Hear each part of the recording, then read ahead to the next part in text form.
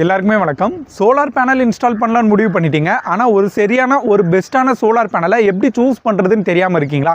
இதுக்கப்புறம் உங்களுக்கு அந்த கவலையே வேணாம். ஏன்னா இந்த வீடியோ நம்ம எதை பற்றி பார்க்க போகிறோம் அப்படின்னா, ஒரு சரியான அண்ட் ஒரு பெஸ்ட்டான சோலார் பேனலை எப்படி சூஸ் பண்ணுறது அப்படின்றத பற்றி தான் ரொம்பவே டீட்டெயிலாக பார்க்க போகிறோம். ஸோ வீடியோவை ஸ்கிப் பண்ணாமல் கடைசி வரைக்கும் பாருங்கள். அண்ட் இந்த வீடியோ உங்களுக்கு ரொம்ப யூஸ்ஃபுல்லாகவும் இருக்க போகுது. வீடியோக்குள்ளே போகிறதுக்கு முன்னாடி நீங்கள் நம்மளுடைய கேஎஸ் இன்ஃபோடெக் சேனலை சப்ஸ்கிரைப் பண்ணல அப்படின்னா மறக்காம இப்போவே சப்ஸ்கிரைப் பண்ணிக்கோங்க. அண்ட் இந்த பெல் ஐக்கானையும் கிளிக் பண்ணிக்கோங்க.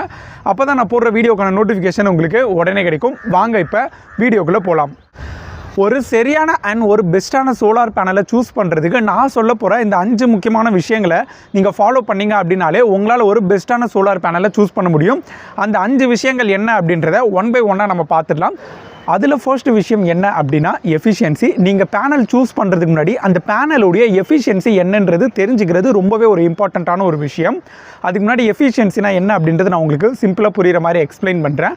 சோலார் பேனலில் எஃபிஷியன்சி அப்படிங்கிறது என்ன அப்படின்னா, சோலார் பேனல் மேலே விழுற சன்லைட்டில் எவ்வளவு பெர்சன்டேஜ் அந்த பேனல் அந்த சன்லைட்டை எலக்ட்ரிசிட்டியாக கன்வெர்ட் பண்ணுது அப்படின்றது தான் நம்ம எஃபிஷியன்சி அப்படின்னு சொல்லுவோம். எக்ஸாம்பிளுக்கு சொல்லணும் அப்படின்னா, இப்போ ஒரு 575 வாட்ஸ் வந்து ஒரு பேனல் இருக்குதுன்னு வச்சுக்கோங்க. அந்த பேனலுடைய டேட்டா ஷீட்டில் செக் பண்ணிங்க அப்படின்னா அதில் பேனலுடைய எஃபிஷியன்சி 22.28% அப்படின்னு கொடுத்துருப்பாங்க. அதுக்கான மீனிங் என்ன அப்படின்னா, அந்த பேனலில் 100% சன்லைட் விழும்போது அந்த பேனல் அந்த சன்லைட்லேருந்து 22.28% வரைக்கும் அந்த சன்லைட்டை எலக்ட்ரிசிட்டியாக கன்வெர்ட் பண்ணி கொடுக்கும். ஸோ இதை தான் வந்து பார்த்திங்கன்னா நம்ம எஃபிஷியன்சி அப்படின்னு சொல்லுவோம். அண்ட் இந்த பேனலுடைய 575 வாட்ஸ் அவுட்புட் கொடுக்கறதுக்கு முக்கிய காரணமே இந்த எஃபிஷியன்சி தான். நீங்கள் சூஸ் பண்ணுற பேனலுடைய எஃபிஷியன்சி ரொம்பவே அதிகமான எஃபிஷியன்சியாக இருந்தது அப்படின்னா சேம் சன்லைட்டில் அந்த பேனலுடைய அவுட்புட் ரொம்பவே அதிகமாக இருக்கும். ஒருவேளை நீங்கள் சூஸ் பண்ணுற பேனலுடைய எஃபிஷியன்சி ரொம்பவே கம்மியாக இருந்தது அப்படின்னா சேம் சன்லைட்டில் அந்த பேனலுடைய அவுட்புட் ரொம்பவே கம்மியாக தான் இருக்கும். ஸோ ஃபைனலாக சொல்லணும் அப்படின்னா, ஒரு பேனலுக்கு வந்து எஃபிஷியன்சி தான் ரொம்ப ரொம்ப இம்பார்ட்டண்ட்டான ஒரு விஷயம். எப்போவுமே நீங்கள் சூஸ் பண்ணுற பேனலுடைய எஃபிஷியன்சி 21% இல்லை அதுக்கும் மேலே இருந்தது அப்படின்னா அந்த பேனலுடைய பர்ஃபார்மன்ஸ் ரொம்பவே பெட்டராக இருக்கும். ஸோ அதனால் நீங்கள் எப்போவுமே ஒரு பேனல் சூஸ் பண்ணக்குள்ள அந்த பேனலுடைய எஃபிஷியன்சிக்கு அதிகமான ஒரு இம்பார்ட்டன்ஸ் கொடுங்க. அண்ட் உங்கள் பேனலுடைய பவர் அவுட்புட் வந்து ரொம்பவே எக்ஸலண்ட்டாகவும் இருக்கும்.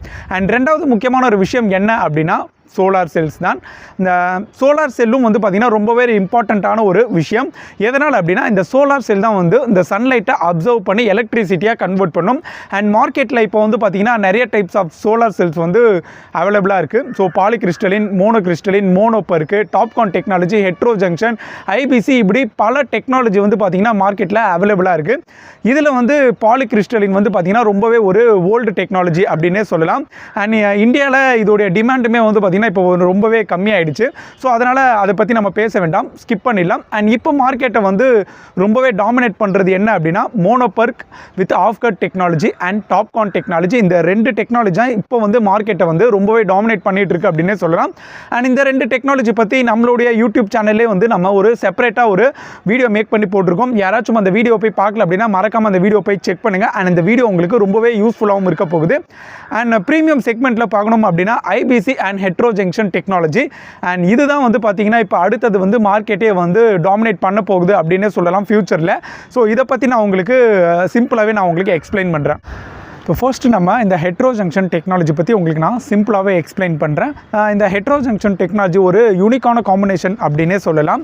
கிறிஸ்டலின் சிலிக்கான் வேஃபர்ஸுடைய 2 சைட்லேயுமே thin layer of amorphous silicon coat கொடுத்துருப்பாங்க. அண்ட் அது மட்டும் இல்லாமல் டிரான்ஸ்பேரண்ட் கண்டக்டிங் லேயருமே வந்து யூஸ் பண்ணுவாங்க. ஸோ இதனால் இது என்ன பண்ணும் அப்படின்னா, மேக்ஸிமம் சன்லைட்டை வந்து பார்த்திங்கன்னா இது வந்து அப்சர்வ் பண்ணும். இந்த லேயர் வந்து இந்த சன்லைட்டை வேஸ்ட் பண்ணாமல் ஃபுல்லாகவே கேப்சர் பண்ணுறதுனால இதில் வந்து கரண்ட் லாஸ் அப்படின்றது ரொம்பவே கம்மியாக தான் இருக்கும். அண்ட் இது எப்படி ஒர்க் ஆகும் அப்படின்றது நான் உங்களுக்கு சிம்பிளாக எக்ஸ்பிளைன் பண்ணுறேன். இந்த கிறிஸ்டலின் வேஃபர் வந்து எலக்ட்ரிசிட்டியை ப்ரொடியூஸ் பண்ணும். அண்ட் அமர்ஃபஸ் சிலிக்கான் லேயர் வந்து ஷேடிங்கை ரெடியூஸ் பண்ணும். ப்ளஸ் இந்த 2 லேயருமே சேர்ந்து செல்லுக்கு ஹை எஃபிஷியன்சி கொடுக்கும். அதனால் இந்த ஹெட்ரோ ஜங்ஷன் டெக்னாலஜி பேனல்ஸ் வந்து பார்த்திங்க அப்படின்னா லோ டெம்பரேச்சரில் கூட இதோடைய பர்ஃபார்மன்ஸ் வந்து ரொம்பவே ஸ்டேபிளாகவும் இருக்கும். அண்ட் மோனோபர்க் டாப்கான் டெக்னாலஜி பேனல்ஸை விட இந்த ஹெட்ரோ ஜங்ஷன் டெக்னாலஜி பேனல்ஸுடைய எஃபிஷியன்சி அதிகமாகவே இருக்கும். இப்போ இந்த ஹெட்ரோ ஜங்ஷன் டெக்னாலஜினா என்ன அப்படின்றது உங்களுக்கு ஓரளவு புரிஞ்சிருக்கும் நான் நினைக்கிறேன். இப்போ அடுத்தது நம்ம பார்க்க போகிறது ஐபிசி டெக்னாலஜி. இந்த ஐபிசியுடைய ஃபுல் ஃபார்ம் என்ன அப்படின்னா இன்டர் டிஜிட்டேட்டட் பேக் கான்டாக்ட். இதை தான் நம்ம வந்து ஷார்ட்டாக ஐபிசி அப்படின்னு நம்ம சொல்லுவோம். இதுவுமே இப்போ ட்ரெண்டிங்கில் இருக்கிற ஒரு டெக்னாலஜி அண்ட் இது வந்து ஒரு ப்ரீமியம் டெக்னாலஜி அப்படின்னே சொல்லலாம். ஏன்னா இது மற்ற டெக்னாலஜியை விட வந்து பார்த்திங்கன்னா இந்த பேனலுடைய காஸ்ட் வந்து ரொம்பவே வந்து அதிகமாகவே இருக்கும். இதில் ஹைலைட்டான ஒரு விஷயம் என்ன அப்படின்னா இந்த சோலார் செல் மேலே எவ்வளோ பஸ் பார் இருக்கோ அது எல்லாமே பேனலுடைய பேக் சைடுக்கு அப்படியே தள்ளிடுவாங்க. இந்த பஸ் பார் அப்படின்றது என்ன அப்படின்னா சோலார் செல் மேலே இருக்க ஒரு திக் சில்வர் லைன். அண்ட் இதோடைய முக்கியமான ஒரு வேலை என்ன அப்படின்னா இந்த தின் ஃபிங்கர்ஸ்லேருந்து கரண்ட்டை வந்து கலெக்ட் பண்ணி ஜங்ஷன் பாக்ஸுக்கு கொடுக்குறது தான் இதோடைய முக்கியமான வேலையே. ஸோ மற்ற பேனல்ஸ்லாம் வந்து பார்த்தீங்கன்னா அது பேனலுடைய ஃப்ரண்ட் சைடில் இருக்கும். பட் இந்த ஐபிசி பேனலில் நீங்கள் பார்த்தீங்க அப்படின்னா ஃப்ரண்ட் சைடில் 100% நீட் சர்ஃபேஸ் இருக்கும். ஏன்னா இது எல்லாத்தையுமே அப்படியே பேக் சைடுக்கு தள்ளிடுவாங்க. இதனால் இந்த பேனல் வந்து டைரெக்டாக வந்து பார்த்தீங்கன்னா ஃபுல்லாக வந்து இந்த சன்லைட்டை வந்து அப்சர்வ் பண்ணும். அண்ட் அதனால் வந்து மேக்ஸிமம் வந்து பார்த்தீங்கன்னா இந்த ஷேடிங் லாஸ் வந்து ஆல்மோஸ்ட் வந்து 0 ஆகிடும். இதனால் இந்த பேனலுடைய பவர் அவுட்புட் வந்து ரொம்பவே எக்ஸலண்ட்டாகவே இருக்கும். அண்ட் நீங்கள் நினைக்கிறத விடவே இந்த பவர் அவுட்புட் வந்து ரொம்ப எக்ஸலண்ட்டாக இருக்கும் இந்த ஐபிசி பேனலை பொறுத்த வரைக்கும். அண்ட் இந்த ரெண்டு டெக்னாலஜியுடைய ஒரு முக்கியமான ஒரு பெனிஃபிட் என்ன அப்படின்னா பேனலுக்கு வந்து ஹை எஃபிஷியன்சி கொடுக்கும். அண்ட் பேனலுடைய லைஃப் ஸ்பேன் வந்து மற்ற பேனல்ஸை விட கம்பேர் பண்ணக்குள்ள அதிகமாகவே கொடுக்கும். And low light and heat கண்டிஷனில் கூட இதோடைய பவர் அவுட்புட் வந்து பார்த்திங்கன்னா ரொம்பவே வந்து எக்ஸலண்ட்டாகவே இருக்கும். கண்டிப்பாக வந்து ஃப்யூச்சரில் மார்க்கெட்டை வந்து டாமினேட் பண்ண போகிறது வந்து IBC and hetero junction technology panels தான். அதில் எந்த விதமான ஒரு மாற்று கருத்துமே கிடையாது. ஸோ இப்போ உங்களுக்கு புரிஞ்சிருக்கும்னு நினைக்கிறேன் சோலார் செல்லுக்கு வந்து பார்த்திங்கன்னா எந்தளவுக்கு ஒரு முக்கியத்துவம் கொடுக்கணும் அப்படின்ட்டு. ஸோ எப்போவுமே நீங்கள் வந்து ஒரு சோலார் பேனல் வந்து சூஸ் பண்ணுறீங்க அப்படின்னா அந்த பேனலில் எந்த types of solar cell technology use பண்ணியிருக்காங்க அப்படின்றத செக் பண்ண வேண்டியது ரொம்பவே ஒரு இம்பார்ட்டண்ட்டான விஷயம். எதனால் அப்படின்னா இந்த சோலார் செல் தான் வந்து டிசைட் பண்ணும் உங்களுடைய பேனலுடைய எஃபிஷியன்சி அண்ட் பேனலுடைய டியூரபிலிட்டி அண்ட் பேனலுடைய வாரண்ட்டி அண்ட் பேனலுடைய டீக்ரேடேஷன். இது எல்லாத்தையுமே டிசைட் பண்ணுறது உங்களுடைய அந்த சோலார் செல் தான். அதனால் எப்போவுமே ஒரு பேனல் சூஸ் பண்ணுறீங்க அப்படின்னா அந்த பேனலில் எந்த types of solar cell use பண்ணியிருக்காங்க அப்படின்றத செக் பண்ணுங்கள். அண்ட் அதுக்கு அதிகமான ஒரு இம்பார்ட்டன்ஸ் கொடுங்க. அண்ட் மூணாவது நீங்கள் முக்கியமாக கவனிக்க வேண்டிய ஒரு விஷயம் என்ன அப்படின்னா டீக்ரேடேஷன் அப்படின்றது என்ன அப்படின்னா தமிழில் சிம்பிளாக சொல்லணும் அப்படின்னா தேய்மானம். இப்போ நீங்கள் பேனலில் கிடையாது எந்த ஒரு பொருள் நீங்கள் வாங்கினாலுமே சரி அந்த பொருளை நம்ம யூஸ் பண்ண அந்த பொருள் வந்து தேய்மானம் அடையும். ஸோ அதே தான் வந்து பார்த்திங்கன்னா அந்த பேனல்லையுமே உண்டு. பேனல்லையுமே தேய்மானம் உண்டா அப்படின்னு கேட்டிங்க அப்படின்னா ஆமாம் உண்டு. பேனலில் வந்து பார்த்திங்கன்னா அதை தான் நம்ம வந்து டீக்ரேடேஷன் அப்படின்னு சொல்லுவோம். பேனலில் வந்து பார்த்திங்கன்னா டீக்ரேடேஷன் அப்படின்றது என்ன அப்படின்னா பேனலுடைய பவர் அவுட்புட் வந்து இயர் பை இயர் வந்து கொஞ்சம் வந்து டிக்ரீஸ் ஆகிக்கிட்டே வரும். இப்போ எக்ஸாம்பிளுக்கு சொல்லணும் அப்படின்னா ஒரு 575 வாட்ஸ் உள்ள ஒரு பேனல் இருக்குன்னு வச்சுக்கோங்க. ஓகேங்களா, அந்த பேனல் வந்து ஃபஸ்ட் இயர் வந்து அதோடைய பவர் அவுட்புட் வந்து 575 வாட்ஸில் வந்து பார்த்திங்கன்னா உங்களுக்கு பவர் அவுட்புட் வந்து கொடுக்கும். பட் அதே வந்து லைஃப் லாங் வந்து கொடுக்குமா கேட்டிங்க அப்படின்னா கண்டிப்பாக கொடுக்காது. அதுக்கான ஒரு முக்கியமான ரீசன் என்ன அப்படின்னா அந்த பேனல் வந்து டெய்லி வந்து பார்த்திங்கன்னா சன்லைட்டு எஸ்பெஷலி வந்து பார்த்திங்கன்னா யூவி ரேடியேஷன் நம்மளுடைய அந்த வெதர் கண்டிஷன் டெய்லி வந்து இந்த மழை வெயில் இது எல்லாத்தையுமே கண்டினியூஸாக அந்த பேனல் வந்து பார்த்திங்கன்னா ஃபேஸ் பண்ணிகிட்டே இருக்கும். அப்படி கண்டினியூஸாக ஃபேஸ் பண்ணுறது மூலயமா அது வந்து பார்த்திங்கன்னா நம்மளுடைய பேனல்ஸை வந்து அஃபெக்ட் பண்ணும். ஓகேங்களா, ஸோ அப்போ பேனலுடைய அந்த பவர் அவுட்புட் வந்து பார்த்திங்கன்னா இயர் பை இயர் வந்து கொஞ்சமாக டிக்ரீஸ் ஆகிட்டே வரும். அதுக்குன்னு ஒரேடியாலாம் வந்து டிக்ரீஸ் ஆகாது. இப்போ ஒரு எக்ஸாம்பிளுக்கு இதில் காட்டுறேன் பாருங்களேன். ஸோ இதில் வந்து பார்த்திங்கன்னா பேனலுடைய டீக்ரேடேஷன் ஃபஸ்ட் இயர் வந்து 1% அப்படின்னு கொடுத்துருக்காங்க. ஓகேங்களா, அப்போ அதுக்கான மீனிங் என்ன அப்படின்னா இப்போ 575 வாட்ஸ் இருக்கிற இந்த பேனல் வந்து பார்த்திங்கன்னா ஃபஸ்ட் இயர் வந்து ஃபுல்லாக அந்த பவர் அவுட்புட் வந்து நமக்கு வந்து கொடுக்கும்.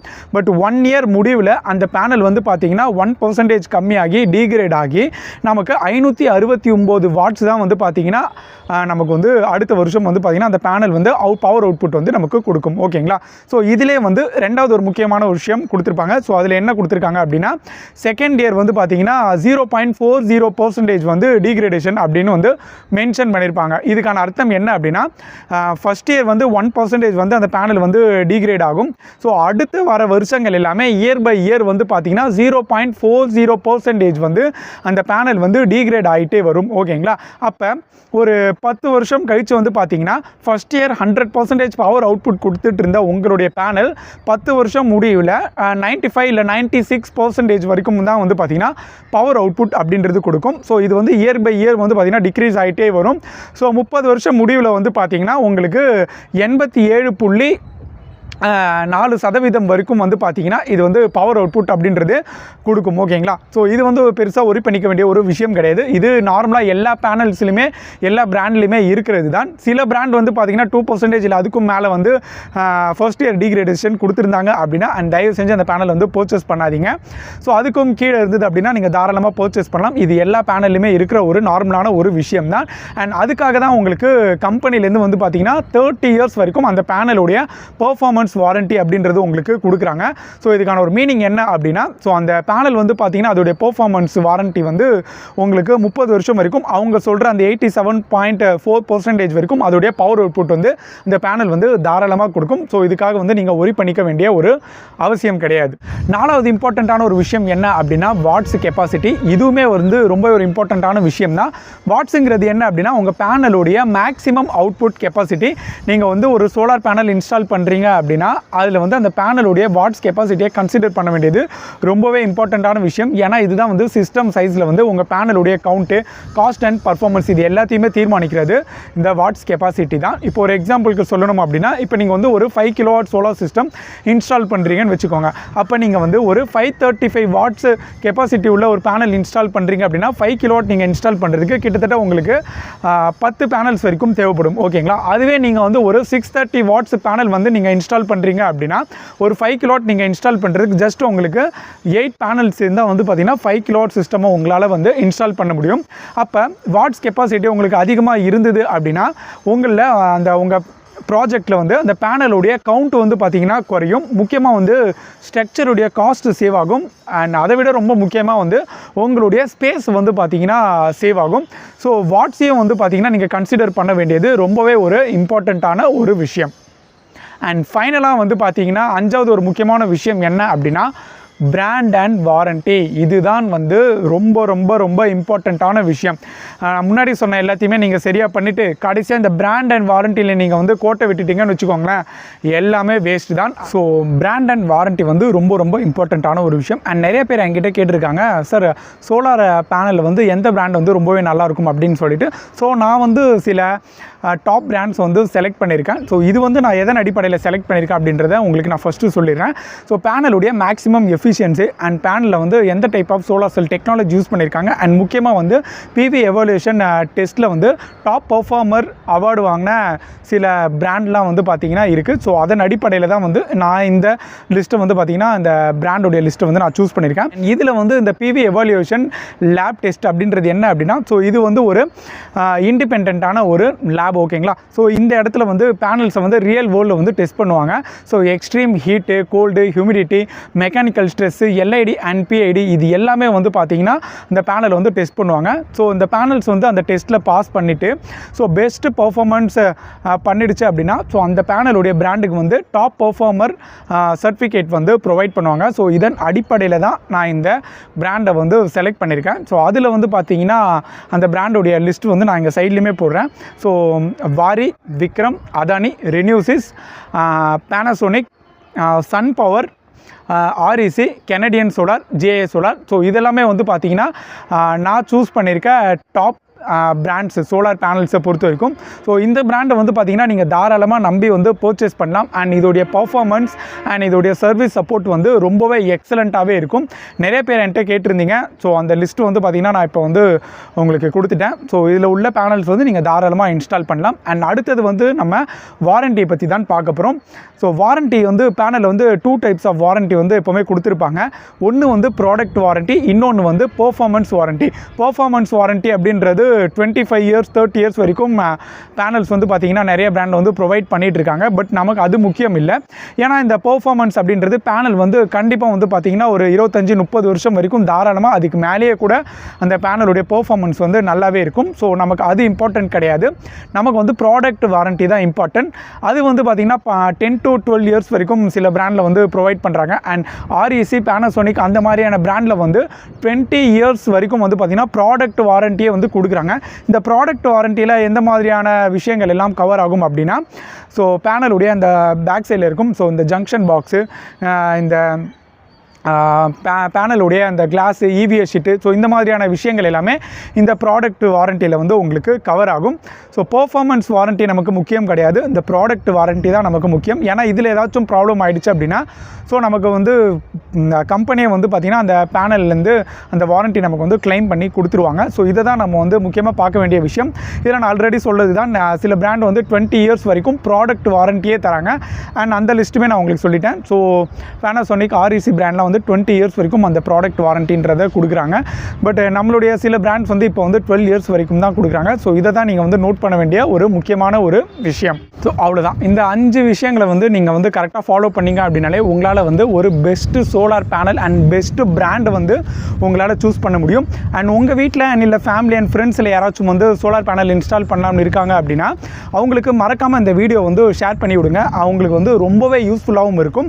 அண்ட் உங்கள் வீட்லையுமே நீங்கள் வந்து சோலார் பேனல் இன்ஸ்டால் பண்ணலாம்னு முடிவு பண்ணிட்டீங்க அப்படின்னா நீங்கள் பண்ண வேண்டியது எல்லாமே சிம்பிளாக ஒன்று தான். வீடியோவில் தெரிகிற இந்த நம்பருக்கு நீங்கள் வந்து கால் பண்ணிங்க அப்படின்னா எங்களுடைய சோலார் எக்ஸ்பர்ட்ஸ் உங்களுடைய வீட்டுக்குமே வந்து சோலார் பேனல் இன்ஸ்டால் பண்ணிவிட்டு உங்களுடைய எலக்ட்ரிசிட்டி பில்லை 95% வரைக்கும் கம்மி பண்ணி கொடுத்துருவாங்க. அதுக்கு நாங்கள் கேரண்டி. அண்ட் நெக்ஸ்ட் வீடியோவில் சந்திப்போம். பாய்.